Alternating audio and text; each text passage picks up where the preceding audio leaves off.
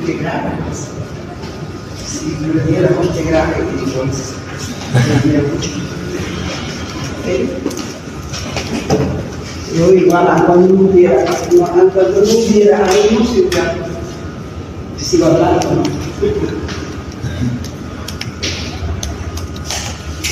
Listo. A ver, vamos a entrar al tema de lo que es comunicación celular. Sabemos que las células se encuentran en un microambiente especial donde se hallan sostenidas, donde adquieren sus nutrientes, se ponen en relación con las células, con su medio externo, el medio externo se pone en comunicación con el medio interno de la célula a través de muchos otros componentes celulares, componentes extracelulares, todo eso. Y esta comunicación celular, el objetivo es que se debe mantener la célula siempre, estamos hablando siempre de célula normal o de célula homeostática. O sea, no solamente tendríamos que hablar de la parte interna de la célula, la relación que tiene con la parte externa de la célula, sino cómo se relaciona también esta célula con su medio externo y su medio interno. Eso también participa en la homeostasis celular para que sea una célula normal. Entonces vemos que coordinan sus funciones y si se está relacionando la célula, tiene que relacionarse a partir de estímulos, y estos estímulos o ligandos tienen que ser reconocidos por los receptores que son altamente específicos y esa relación que existe ligando o estímulo más receptores siempre nos va a llevar a una serie de transformaciones bioquímico-moleculares para que reciban esos estímulos las células, ¿sí? Ahora vamos a ver cómo se relacionan las células.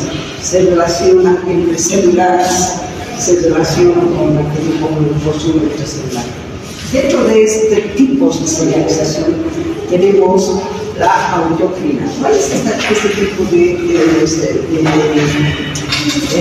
señalización autocrina? Quiere decir que el estímulo o el ligando nace de la misma célula y va a ir a actuar sobre su propio receptor.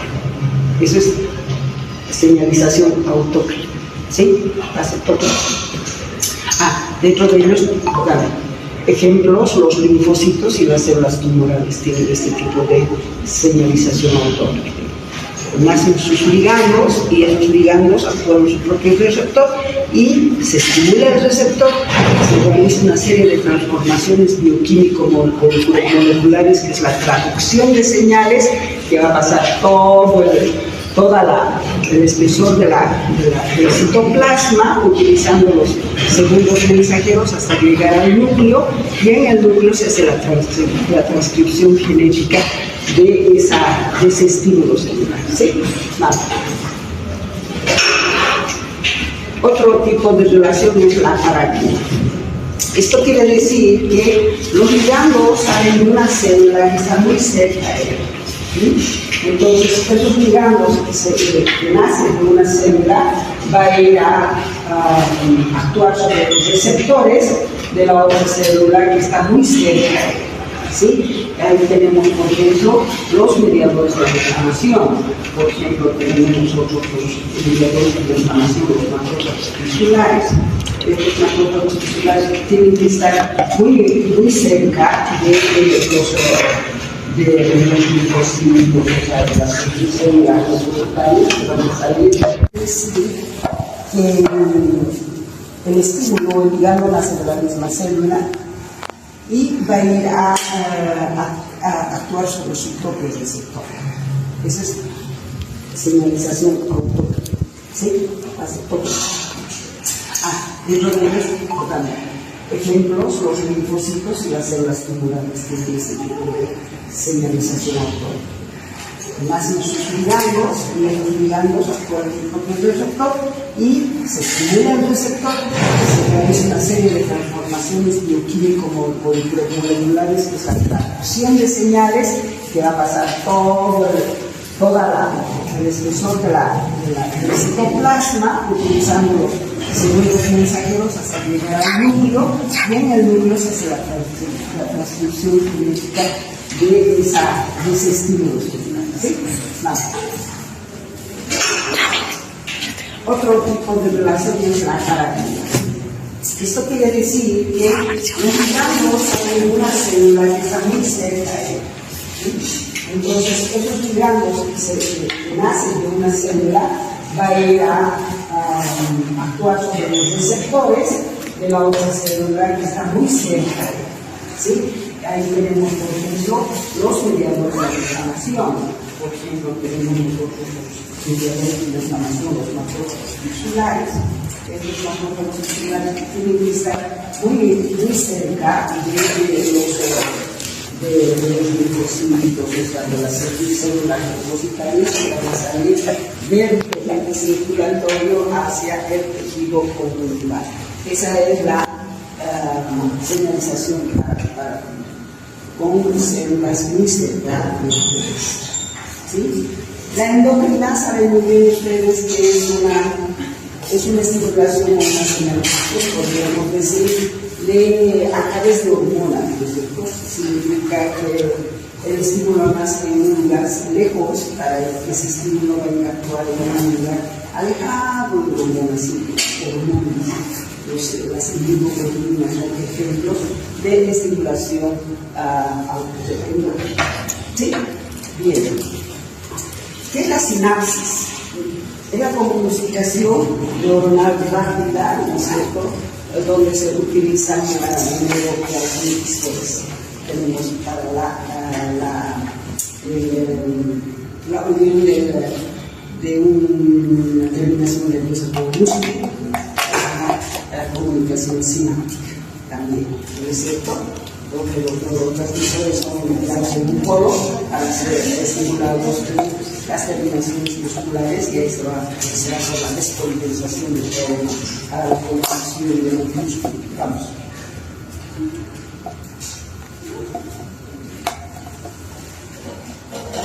Componentes de la comunicación.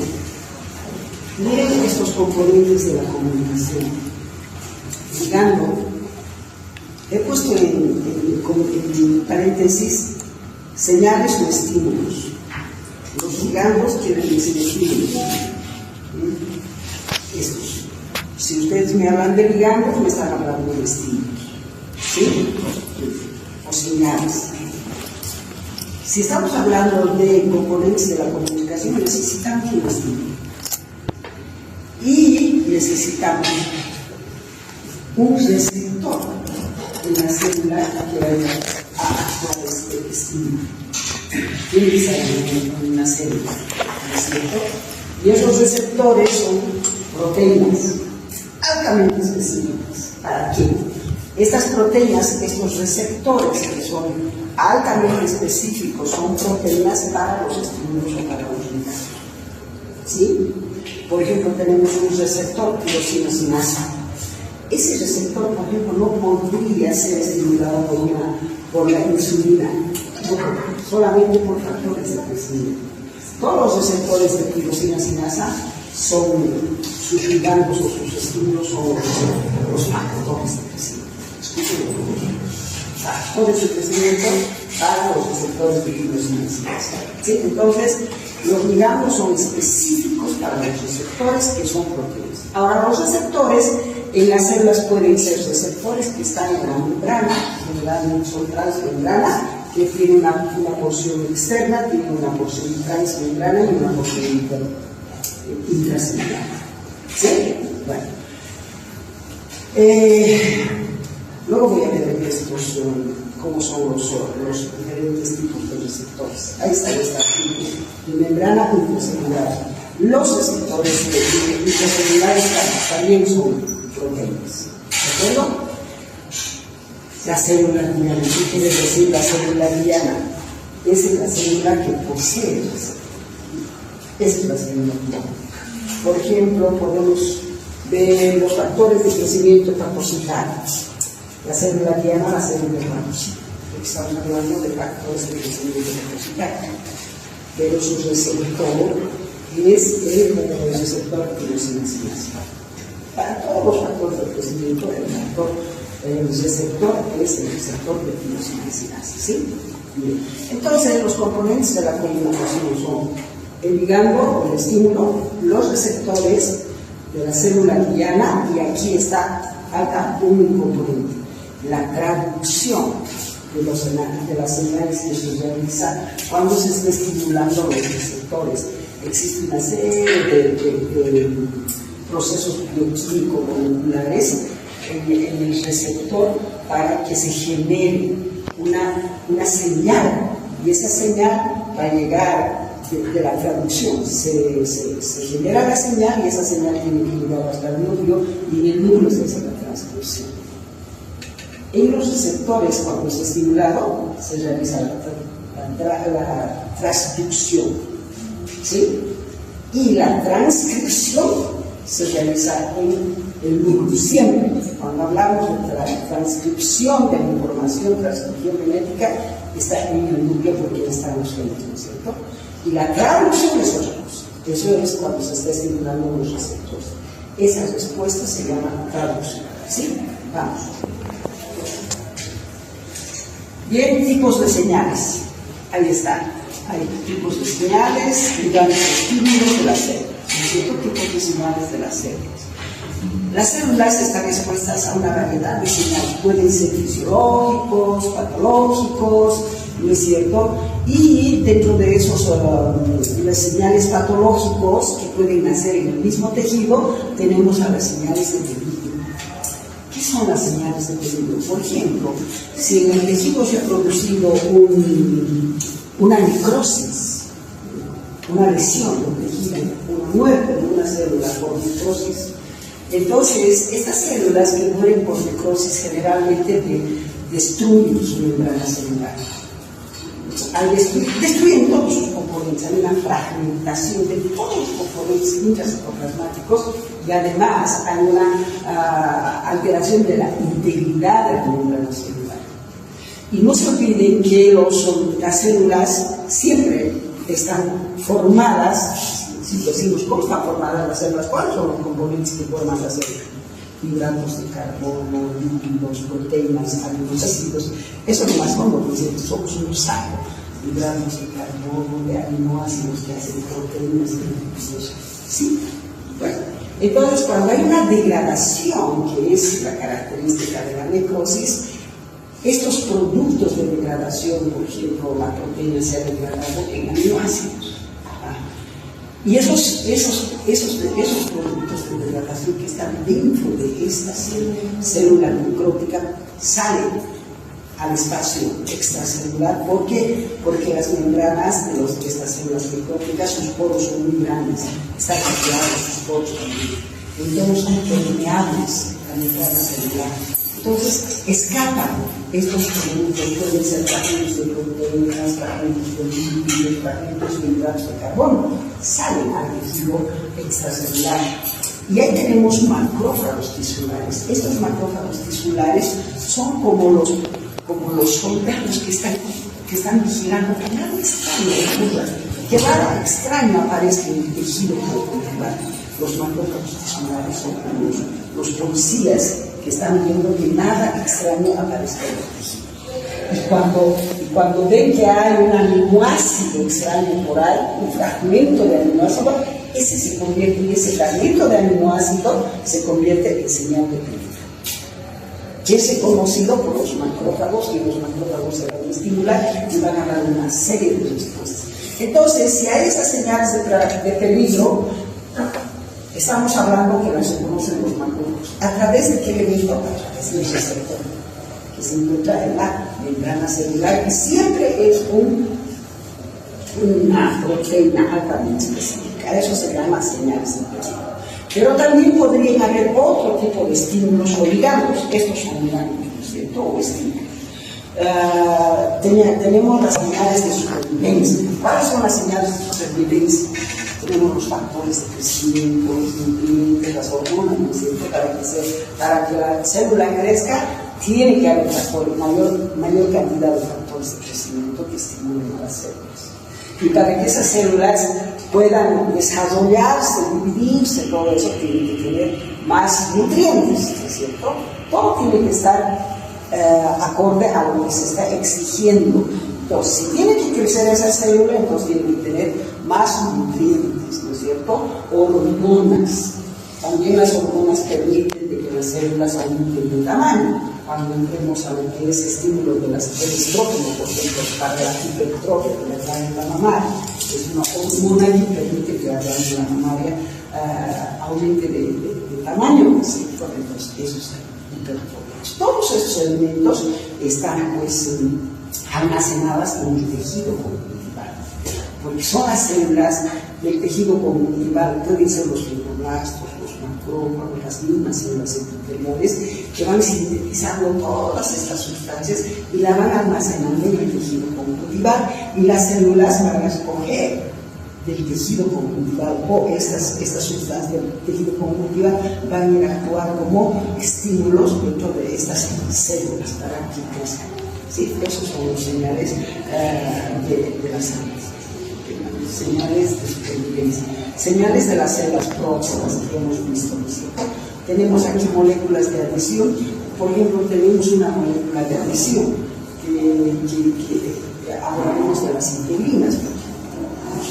Son moléculas de adhesión que permiten unir las células epiteliales al tejido conjuntival que es la fibra de la sangre. Eso es importantísimo. Siempre tiene que haber este tipo de moléculas de adhesión. Si estoy hablando de moléculas de adhesión, no quiere decir que las células se hayan firmemente unidas a su tejido conjuntival. En la membrana basal, cuando nos referimos al tejido epitelial, puede ser una unión estable. Pero cuando la integrina se estimula, esta puede permitir de que estas células se flexibilicen. Siempre las células están unidas al tejido conjuntival a través de moléculas. Por ejemplo, integrinas, la fibronectina, todo eso. Pero eso no significa que estas células están así, rígidas, tienen cierto movimiento las células en los tejidos. Señales de moléculas secretoras del depósito de la mente, como las citocinas. Muchas células producen muchas sustancias, y esas sustancias la van depositando en el tejido conjuntival o en el tejido que sostiene este tejido vivo con el tejido vascularizado. Entonces van depositando y de ahí van utilizando las células a medida que necesitan. ¿Sí? Conversión de señales externas en respuestas internas. Ya les he dicho, cuando un ligando estimula a un receptor altamente específico, que es proteína, hay una serie de procesos bioquímicos moleculares. Cuando se está estimulando este receptor, hay una serie de procesos bioquímicos moleculares. El receptor se abre el canal, y se abre porque hay un proceso bioquímico que se está realizando. Entonces, toda esa información ha permitido que se abra el canal. Inmediatamente en la parte interna hay otro tipo de sustancias que se encuentran en la parte interna del receptor, y estas van sufriendo una serie de transformaciones bioquímicas.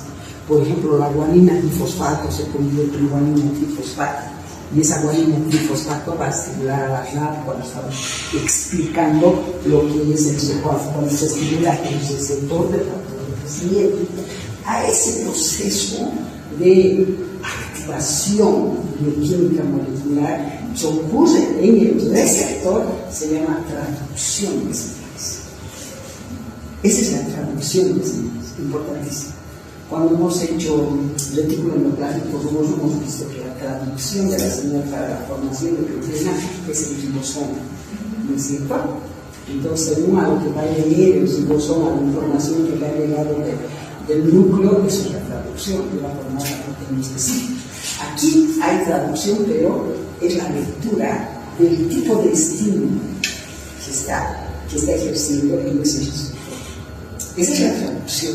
El resultado de la traducción va a permitir la formación de segundos mensajeros, como el MP3, segundos mensajeros como el calcio. permite la formación de segundos mensajeros, el AMP-ciclo, el calcio, la inositol trifosfato, ¿no es cierto?, la DAR, por una cascada de fosforilación. Esta cascada de fosforilación va a permitir la estimulación de la guanidinofosfato, por eso cuando estamos hablando de los factores de crecimiento. Todo eso es la traducción, ¿sí? Y luego tenemos la respuesta celular. Todo esto llega al núcleo. En el núcleo se hace la transcripción. Esa información de la transcripción tiene que llevarlo al componente metabólico. Entonces, ¿cuál es el componente metabólico? El citoplasma celular. ¿Dónde está el reticulum plasmático rugoso? ¿Dónde están los ribosomas? ¿Dónde está el reticulum plasmático liso? ¿Dónde está la radiología? ¿Dónde está la mitocondria? Eso es el componente metabólico de la célula. ¿Por qué? Porque ahí se forman pues proteínas, se forman aminoácidos, se forman lípidos, todo, ¿cierto? Es como una maquinaria de formación de todos esos elementos que hacen estructura de la célula, ¿sí? Entonces, de eso estamos hablando. Entonces, la respuesta celular va a ser cambios de la expresión química, que no ser activación o inhibición enzimática, dependiendo, ¿no? Por ejemplo, si la información te dice no tiene que crecer, entonces, ¿para qué mejor una activación enzimática? ¿No es cierto? O si esa célula tiene que disminuir de tamaño, entonces activan las enzimas, ¿no es cierto?, para degradar y para ir perdiendo componentes estructurales. Todos los componentes estructurales que están siempre a base de hidratos de carbono, lípidos y aminoácidos que hacen proteínas. Eso nomás es la célula. Y por supuesto, el caos y todo eso, ¿no es cierto? Ya. Entonces, vamos a tener aquí secreción de sustancias. Si es una célula, por ejemplo, secretoria de sustancias, entonces, como las células del páncreas, que secretan hormonas, insulina, entonces ahí vamos a ver que va a haber estimulación de la secreción de las sustancias, proliferación o apoptosis, por ejemplo, si son factores de crecimiento que han tenido que estimularse para que actúe en la célula, entonces vamos a tener que esa célula va a tener primero que duplicar sus componentes estructurales y funcionales, ¿no es cierto? Porque para que una célula pueda proliferarse, las células se proliferan a través de la división mitótica, ¿no es cierto? Y en la división mitótica de una célula madre siempre hay dos células hijas. Y en el ciclo mitótico, para que la célula se divida, ¿qué primero dividimos el ciclo mitótico en dos? Primero es aumento de todos los componentes bioquímicos, moleculares, estructura, para hacer más estructura, más función. ¿Sí? Cuando la célula ha adquirido el tamaño necesario, está controlado por el ciclo mitótico y por las células divididas, entonces lo diga, hasta aquí pues puedes crecer. Ahora, ¿qué haces? Me divido, pues, para seguir creciendo. Y viene la división mitótica, que también es controlada. Entonces, de eso estamos hablando, proliferación celular. Una vez de que estas células, si estamos hablando de un tejido que está proliferando, vamos a hablar de división mitótica. Pero si estamos hablando de un tejido que es completamente envejecido, vamos a tener que hacer desaparecer células. Van a tener que morir las células. Y hay una muerte celular programada fisiológica, porque el envejecimiento celular no es patológico, es fisiológico. Las personas envejecen y no porque son viejos están enfermos y son anormales, es un proceso fisiológico. Por eso es que este proceso de apoptosis es una muerte celular que puede ser fisiológica o puede ser patológica. ¿Sí? Todas las células entran en apoptosis para que ese tejido pueda atrofiarse. Y los movimientos celulares también, que está dada por todos los estímulos. Ninguna célula está adherida al tejido conjuntival así, siempre tiene cierto movimiento. Ahí tenemos la señalización. Esta es una célula. Este dibujo es para ver cómo los artefactos interna de la célula, que es el citoesqueleto. Ustedes saben, vamos a hablar sobre el citoesqueleto. Está formada por actina, miosina, los microfilamentos, los filamentos intermedios, ¿no es cierto? Todos esos forman el citoesqueleto. Y este citoesqueleto tiene comunicación con todos los componentes de la matriz extracelular. Siempre se comunican.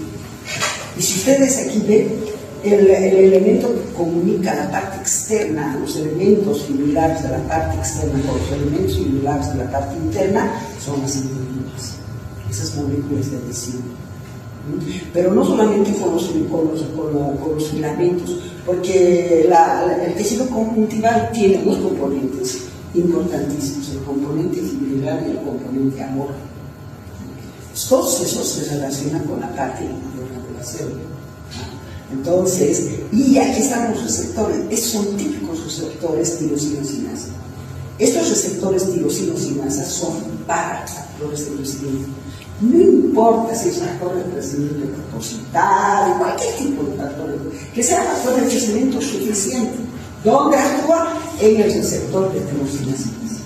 Porque hay dos receptores que hemos visto, el no tirosina-sinasa y el tirosina-sinasa. El de tirosina-sinasa, que tiene la tirosina acoplada en su mismo componente del receptor, ¿no es cierto? Ahí está la tirosina-sinasa, hay un factor de crecimiento, se estimula esta, va a hacer todos los procesos bioquímicos, que es la traducción de las señales, y eso va a mandar al núcleo, y en el núcleo se hace la transcripción de la información. Si dice, por ejemplo, hay que crecer, entonces esa transcripción de la información hay que explicar todos los componentes bioquímico-moleculares. Entonces, ese resultado le va a mandar al componente metabólico, y en el componente metabólico se van a sintetizar más proteínas, más lípidos, la mitocondria va a tener que formar más moléculas de ATP, etcétera, etcétera, para que crezca esa célula. ¿Sí? Es así como las células tienen una comunicación directa con los componentes intracelulares y los componentes extracelulares.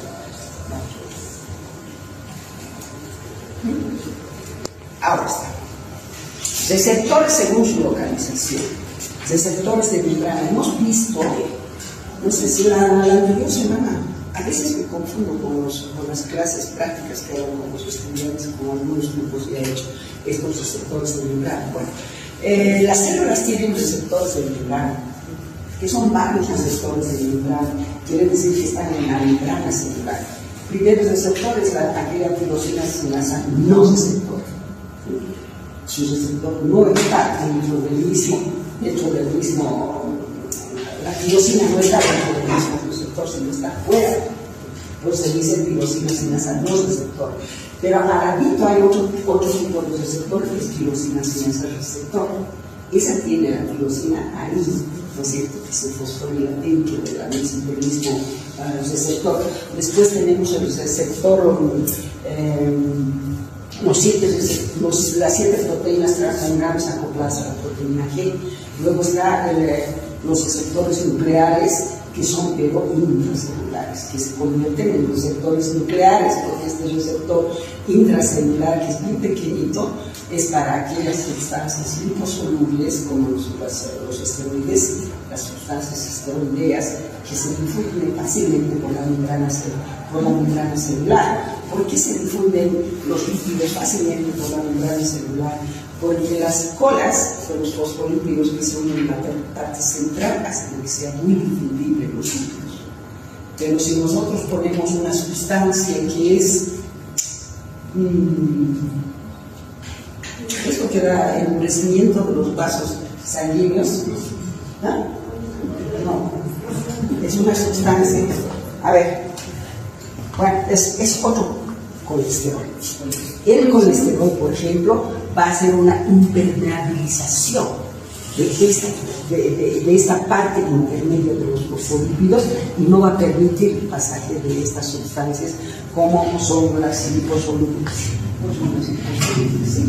Entonces, ahí vemos que tenemos ese tipo de receptores de membrana y receptores intracitoplasmáticos, que se hacen intranucleares. Luego tenemos otro tipo de receptores, los receptores WAN, los receptores Fritz, todos esos receptores para que hemos avanzado, y si no, no vamos a avanzar. Los receptores intranucleares ubicados en el citoplasma, generalmente están en el citoplasma, que cuando se unen a su ligado o a su estímulo, los dos van y llegan hasta el núcleo, y en el núcleo hacen la transducción. ¿Sí? Transducción de señales, ya les he dicho que es la transducción de señales, es la conversión de las señales externas que generan una respuesta interna. Es decir, entonces, la traducción es cuando el receptor se pone en contacto con su estímulo, con su señal, y hay una serie de actividades químico-moleculares, la fosforilación, la activación de ciertas moléculas, y de ahí nace, de todo eso nace la información, y esa información se lleva al núcleo, eso se llama la traducción de señales, ¿sí? Y también permite formar segundos mensajeros como el ácido cíclico, el calcio, la inositol trifosfato, todos son segundos mensajeros, ¿sí? Vamos. Los tipos de receptores, los tipos de receptores asociados a la actividad sinasa. Cuando se activa el receptor, provoca una actividad enzimática de las sinasas intracelulares. La tirosina sinasa fosforila residuos de tirosina. Estos son de los receptores de tirosina sinasa. A través de una serie de fosforilaciones para la activación de todos los que son se abre el canal del receptor de tirosina sinasa, y eso va a ir a activar después a una molécula acopladora, que es y esa molécula acopladora activada va a permitir de que la guanina trifosfato se active, después el guanina trifosfato, después la guanina trifosfato va a activar atrás, y esa célula va a terminar creciendo y dividirse, porque esto es receptores de factores de crecimiento, ¿sí? Ahí está. Los receptores tirosina sinasa son proteínas que se encuentran en la membrana plasmática, son transmembranas, ¿sí? Actúan la insulina, todos los factores de crecimiento, actúan en este receptor. Existen receptores que carecen de actividad catalítica intrínseca. Esa es la tirosina sinasa, no receptor. Esa es para la insulina, ¿sí? Ahora, receptores inmunitarios de las integrinas también actúan como receptores. Estos receptores tienen una proteína celular que es la tirosina sinasa no receptora, que es fosforila de residuos del receptor, es homólogo a la proteína transformadora del virus del sarcoma de Rous. Esto es importante. La tirosina sinasa no receptora está relacionada con el sarcoma de Rous. ¿Qué quiere decir esto? Que la tirosina, esa sustancia química no se encuentra dentro del receptor, se encuentra aparte. Por eso es tirosina sinasa no receptora, ¿sí? Vamos, hay dibujos que los otros. Vamos.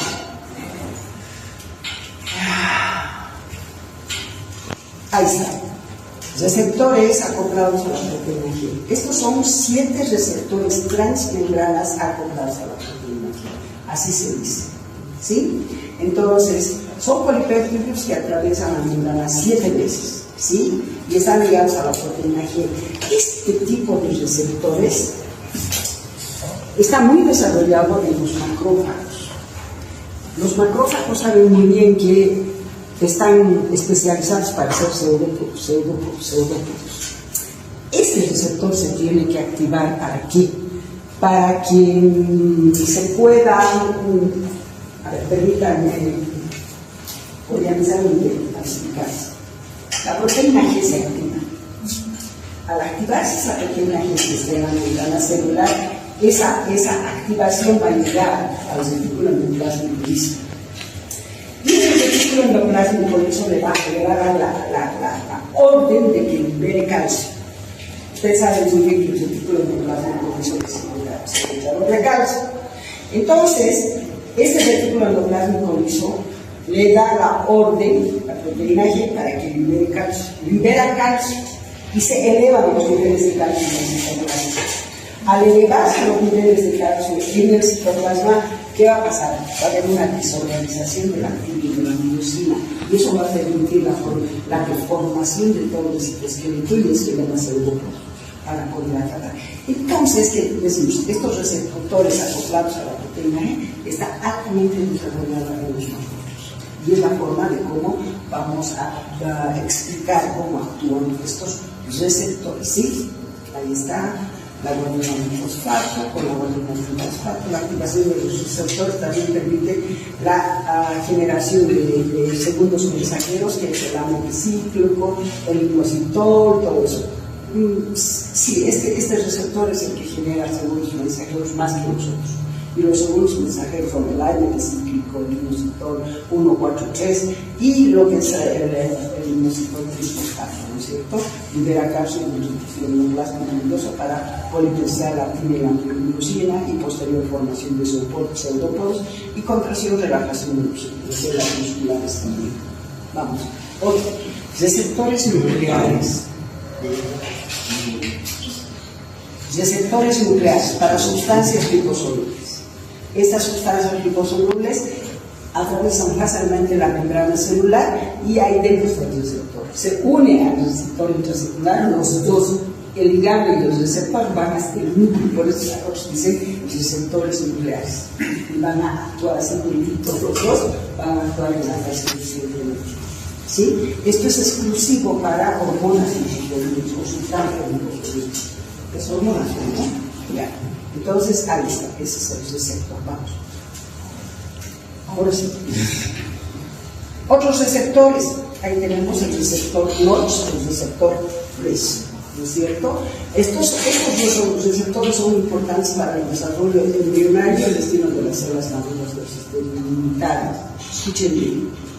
Importantes para el desarrollo embrionario y el destino de las células maduras del sistema inmunitario.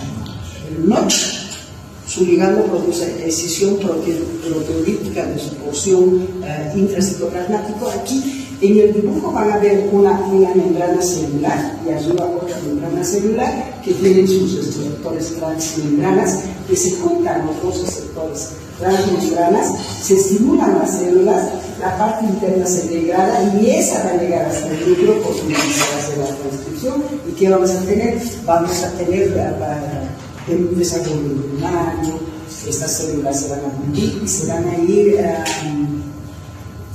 ¿cómo se dice esto? Se van a ir especializando, ¿sí? Sirve para la división y la especialización en el desarrollo embrionario de las células, ¿sí? Receptores 1 también influyen en el desarrollo celular en la que participan receptores transmembranas, que es el FRIPS, que regula la concentración intracelular de la beta-catenina. Esta sustancia estabiliza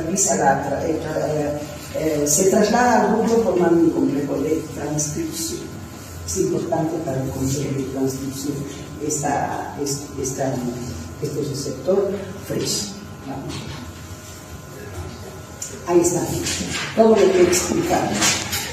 Menos receptor tirosina sinasa, más receptora y tirosina sinasa receptora. No están aquí, están más acá, pero ahí están las 7 receptores transmembranas acopladas a la proteína G y ven cómo se van ligando y va la transcripción, y aquí se hace la transcripción genética para mandar la información al citoplasma o al contenido metabólico, y ahí está para los receptores WONS, ¿no es cierto?, para el desarrollo embrionario. Estoy hablando de esto es una célula y esto es otra célula, y sus receptores, miren, son las mismas, se juntan entre receptores, se separa esta, miren, esta se separa y va y esta. ¿Para qué es esto? Para el desarrollo embrionario, ¿no es cierto? Las células se dividen, se especializan, todo.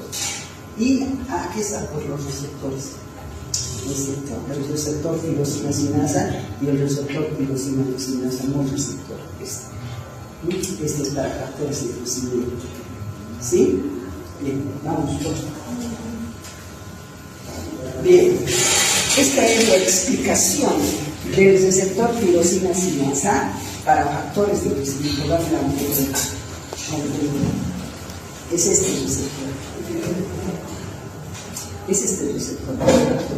¿Sí? Ahí tenemos el factor de crecimiento, es un receptor, se pone en contacto, es alga para todos los factores de crecimiento es este receptor, tirosina sinasa. Entonces, ¿qué tenemos? Aquí tenemos moléculas de fósforo, entonces se va a realizar la fosforilación. Pero, ¿qué es lo que pasa? Este receptor llega, se abre el canal por una serie de procesos químicos, se abre el canal, se fosforila, hay una fosforilación en la parte interna de este receptor y tenemos aquí una proteína que permite que esa fosforilación active, ¿no es cierto?, a la guanina difosfato. Activa la guanina difosfato y se convierte en guanina trifosfato. Y ese guanina trifosfato va a activar a la RAS que está inactiva en RAS activa. Y esta RAS activa por dos caminos que van a hacer. Se va a transcribir la información porque es factor de crecimiento. Entonces, esa información se va a transcribir en el núcleo que va a decir, tiene que crecer esta célula, ¿no es cierto? Entonces, esa información ya que se ha analizado es la transcripción. Y esa transcripción la va a mandar al componente metabólico. Y para crecer una célula, ¿qué tiene que haber? Más moléculas de ATP, más proteínas, más mitocondrias, más de todo, ¿no es cierto? Entonces, va a haber una actividad tremenda. Ahora, cuando termina de crecer esa célula, se van a tener que activar otras proteínas que tienen que llenar esto. Hay otras proteínas porque si no se activan esas otras proteínas que drenen, estas células entrarán en células que escapan dentro del crecimiento y la división celular, y eso se llaman células tumorales. Vamos. Bien, ahí están las células que se activan cuando la célula ya termina de crecer. Versa más allá. Características claves, específicos entre el receptor y el ligando. Es muy específico, su ligando y su receptor. Amplificación por la cascada enzimática. ¿Qué quiere decir esto? La cascada enzimática que convierte en el receptor. ¿Okay? Regulación por el mecanismo de retroalimentación. Y la integración, donde se integran múltiples señales se integran. Y hay una adaptación. Puede ser sensibilización, desensibilización, algo como la célula se va a adaptar, ¿sí? La comunicación celular es fundamental en procesos como respuestas inmunes, regulación hormonal, neurotransmisiones, crecimiento y diferenciación celular. Entonces siempre tiene que haber una comunicación para que la célula pueda realizar todas sus funciones con todos los elementos internos y externos. Las alteraciones en estos mecanismos implican enfermedades como el cáncer y la diabetes, cuando se alteran todos estos genes. ¿Sí? Vamos otro. Ahí están todos estos factores de crecimiento, toditos, como son factores de crecimiento, van a actuar en el receptor tirosina sinasa. ¿Sí? Vamos otro. Bien, esa es la activación y cómo se comunican y cómo se comportan las células cuando se ponen en contacto con sus estímulos o sus ligandos. Y la célula puede crecer, puede vivir, puede morir, puede atrofiarse, etc. ¿Sí? Ahora vamos a ir a los componentes del citoesqueleto de la célula. Tenemos que saber cómo. Ya sabemos el componente metabólico, ¿no? Ya hemos analizado el componente metabólico. Hemos hablado del plasma tuboso, hemos hablado de los mitocondrias, todo eso. Son los componentes metabólicos. Pero la célula tiene forma. La célula no puede comprimirse fácilmente. La célula tiene polaridad, podemos decir, por ejemplo, en las células epiteliales, es el polo superior y es el polo inferior. Tiene forma, tiene resistencia a ser compresivo, tiene una polaridad, por eso gracias a sitios que están formadas por filamentos dentro de la célula. Miren, todos estos filamentos, este es el núcleo y estos son los organitos intracitoplasmáticos. Todos estos filamentos es el citosol. Todos estos filamentos se han dividido en tres grandes grupos: los microfilamentos, los microtubulos y los filamentos intermedios. Estos microfilamentos está representada por la actina y la mioxina que hace la base. ¿Sí?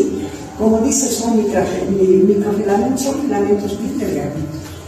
Ahí está, son filamentos muy delgaditos, ¿no es cierto? Es una estructura y permite la contracción, un poquito de contracción de la célula. También participa en el movimiento celular. ¿Sí? No voy a hablar sobre la estructura de la actina y la miosina. ¿Sí? Tal vez decir que la actina y la miosina siempre están en movimiento, ¿no es cierto? Se acercan, se alejan y siempre se mueven, se acercan, se alejan encima de otra filamentosa que la desmina, ¿no es cierto? Esto especialmente en los músculos. Eso. Luego tenemos los microtúbulos. Los microtúbulos, está formada por una proteína que se llama tubulina, como verán, es un tubo. Estos microtúbulos, ¿no es cierto?, sirven para que de transporte, transportan, tiene una porción negativa y una porción positiva. ¿Sí? Entonces hay muchas proteínas funcionales que cargan vesículas, transportan las vesículas que se encuentran en el citoplasma. Ningún elemento estructural funcional dentro de la célula está inmóvil, siempre está en movimiento. Estoy hablando de la ineina, de la proteína funcional de la ineina y la sinosina, que son las que transportan vesículas de un polo positivo a un polo negativo, de un polo negativo a un polo positivo, ¿no es cierto? ¿Sobre qué hacen? Sobre los microtúbulos. Estos son como cables para que puedan moverse algunas estructuras de la célula. ¿Sí? Luego tenemos, esto es importante, los filamentos intermedios. Estos filamentos intermedios aparecen en células altamente especializadas y le dan las características. Por ejemplo, la citoqueratina no podría aparecer en una célula muscular. Siempre vamos a ver estos filamentos intermedios en células altamente especializadas, muy maduras. La citoqueratina, por ejemplo, que es un filamento intermedio, siempre es característica de las células epiteliales. La citoqueratina, después tenemos filamentos intermedios, la desmina. La desmina es un filamento intermedio, la desmina, de las células mesenquimatosas, ¿no es cierto? Tienen su citoqueratina. ¿Qué quiero decir? Que los filamentos intermedios son los filamentos altamente especializados de células especializadas que sirven como marcadores tumorales. Si yo, por ejemplo, quiero saber si una célula es epitelial, agarro y utilizo un marcador tumoral para citoqueratina. Sirven como marcadores tumorales los filamentos intermedios. ¿Sí? Vamos, otra. Vamos a ver algunas cosas. Esta ya he hablado de la actina, es una estructura que primero es una proteína globular, que después se convierte en proteína fibrillar, todo eso, ¿no es cierto? Están organizados en doble hélice, lo que ya se ha dicho, y presentan polaridad positiva, negativa, es muy dinámica por utilización, y después de la actina, para la formación de ese bobo. Función, ofrece un soporte, miren, ofrece un soporte cualificado a la célula, se encuentra por debajo de la membrana celular. No permite que la célula se contraiga, se pierda. ¿Sí? Luego dice, permite el movimiento celular, participa en la contracción muscular junto con la miosina, lo que se deslizan a través de la desmina, participa en las uniones adherínicas. Eso es muy importante de la actina. Clínicamente las alteraciones afectan a la motilidad celular. Ejemplo, en la metástasis, por ejemplo. Las células metastásicas, por ejemplo, tienen que tener una alteración en la actina porque son células que fácilmente se desprenden y viajan con mucha facilidad. Por eso es que hablamos de metástasis, hablamos de invasión, todo eso. ¿Sí? Tiene que haber una alteración en la actina. Vamos. La miosina es una proteína motora que presenta una cabeza, una cola, la función de interactuar con la actina, genera fuerzas mecánicas, participa en la contracción muscular, en el desplegamiento de la actina, es decir, que la miosina sobre la resina, transporte intracelular de vesículas también, la cabeza de la miosina se desliza sobre la actina, eso es importante. Clínicamente, si hay mutaciones, vamos a tener en las miopías, por ejemplo, se ha visto de que la mutación de la miosina tiene mucho que ver con la miosina.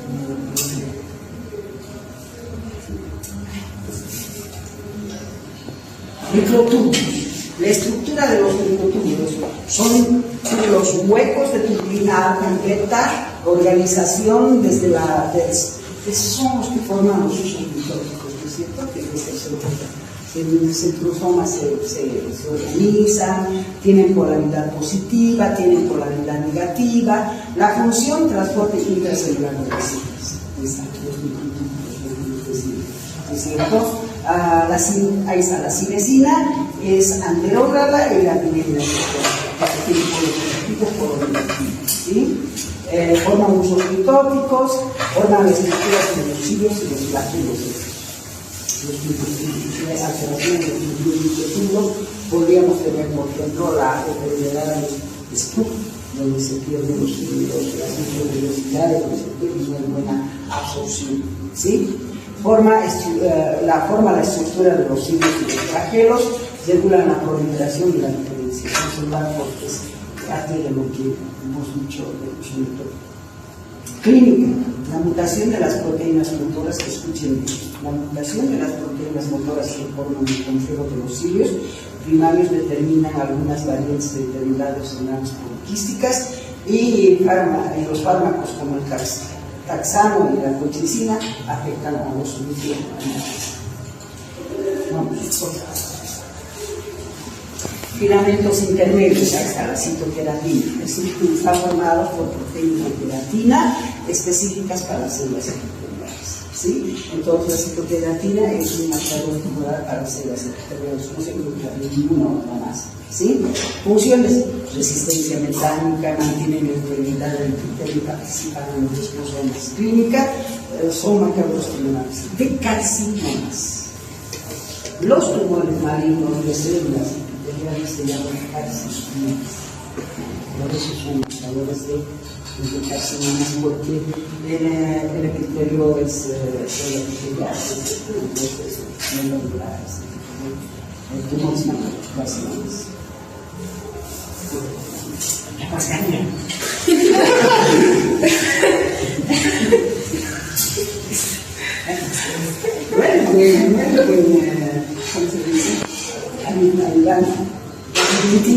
La estructura filamento intermedio presenta en los fibrolácteos, que decíamos, el protección de las células mesenquimatosas, la glitina, típico de los fibrolácteos son las mesenquimatosas. Función: soporte estructural interno, mantiene la posición de los organelas, importante en la migración celular clínica, marcador tumoral para las células mesenquimatosas. Estas cositas son preguntas de examen. Vamos. Desmina, estructura filamentosa intermedia específica del músculo, rodean las miofibrilas. Funciones: mantienen la estructura muscular, cementa la citoqueratina con la fibra. Clínica: debilidades musculares progresivas. Ahí es donde se ve cuando hay alteraciones de la resina. Es como un cemento que se encuentra en la membrana basal. Y tenemos la minina. Esta laminina es una proteína que se encuentra en la parte interna de la membrana. Entonces, asociadas a la cara interna de la membrana nuclear, mantienen la forma nuclear, participan en la regulación de la transcripción del Si el ADN está bien, en forma, en función, todo, pero si hay alteración en la laminina, hay alteración en la transcripción. También limita a la cadena de ADN en la laminina. ¿Sí? Las mutaciones de la laminina están relacionadas con la distrofia muscular y la progenia. Pues la progenia es el envejecimiento prematuro. Entonces, no hay necesidad de que haya alteración en el cronológico, sino en la laminina. ¿Sí? Y resumen comparativo es esto que ustedes lo van a leer, saquen las fotos y manden después a sus compañeros. ¿Vale? ¿Qué es lo que estás haciendo? ¿No? Ahí tenemos la matriz extraocular. ¿Qué es? Es así, no se puede terminar, yo quiero terminar una vez. Matriz extracelular vamos a hacer con más calma, pero decirles que la matriz extracelular es todo lo que está fuera de la célula y está dividido en tres componentes. Uno componente que es los componente fibrilar, ¿no es cierto?, que está formada por fibras colágenas, por fibras elásticas, por fibras articulares, todo el componente fibrilar. Y el otro componente es la sustancia fundamental, que es esa sustancia amorfa que la tenemos a forma. Porque si tenemos un componente fibrilar de colágeno y de fibras articulares, fibras elásticas, todo eso, van a formar muchos filamentos y van a quedar espacios vacíos. Y no pueden haber espacios vacíos lejos del tejido. Entonces, por eso es que existe la sustancia fundamental del tejido amorfo, mucoide. Entonces, como es como un moco, entonces eso va a terminar rellenando los espacios vacíos y es todo lo posible. Y luego tenemos otro componente que son las células que sintetizan, que generan divisiones. Entonces, son esos tres componentes de la matriz extracelular que la vamos a hacer la próxima semana. Muy bien, muchachos.